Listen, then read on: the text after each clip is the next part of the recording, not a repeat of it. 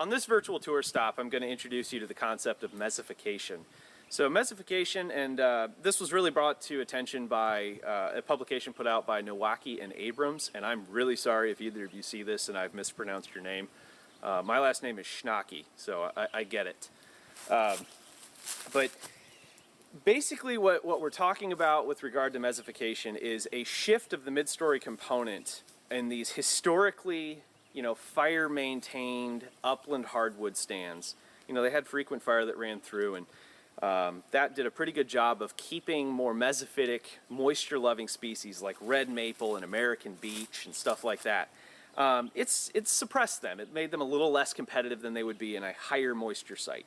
And what that did is that gives species like oaks and hickories an ability to compete on these sites. So fire was kind of the equalizer. Now that fire has been absent from these sites, we've seen a pretty dramatic increase in the density of these mesophytic species like sweet gum, or not sweet gum, sorry, actually on some sites sweet gum, not a component in this particular stand. Red maple and American beech specifically here. So now that they're here, they're actually, mesophication is a positive feedback cycle. They're actually creating conditions that are increasingly better for them to continue to persist on these sites. So if we look at this red maple, this thing's doing these and the other couple thousand stems of this are doing a number of things out here. One, they're producing a lot of mid-story shade. That mid-story shade affects the ability of the understory fuel, the leaf litter in here, to actually dry out and carry a fire should one be ignited out here, either by human or natural causes. Another thing that they're doing is they're putting a different leaf litter down. This red maple leaves tend to lay pretty flat on top of one of each other. They hold moisture pretty well. They form like a nice mat on the forest floor. Whereas if you look down on oak, it tends to curl up a little bit more. It's a little crispier, crunchier. This doesn't burn the same way that oak fuel burns. So that changes fire behavior, which means the fires can be less intense and less likely to actually top kill these red maples. They decompose at a different rate. We have changes in soil microbial activity. So there's a bunch of things you can tie directly back to mesophication.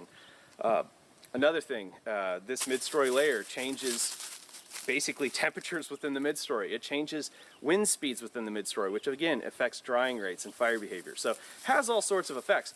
But one thing it's doing is it's making it a higher moisture environment. And that higher moisture environment means these continue to be more and more competitive over the species that we actually want to have in the mid-story, like oaks and hickories, thus further reducing the chance that oaks and hickories will be a future component of these stands should there be some overstory disturbance through either a harvest or some natural disturbance around here, mostly wind-related stuff. So when we talk about mesophication, that's effectively what we're talking about, is a shift to more mesophytic species in the mid-story in these upland hardwood stands. And this is a pretty good representation of that.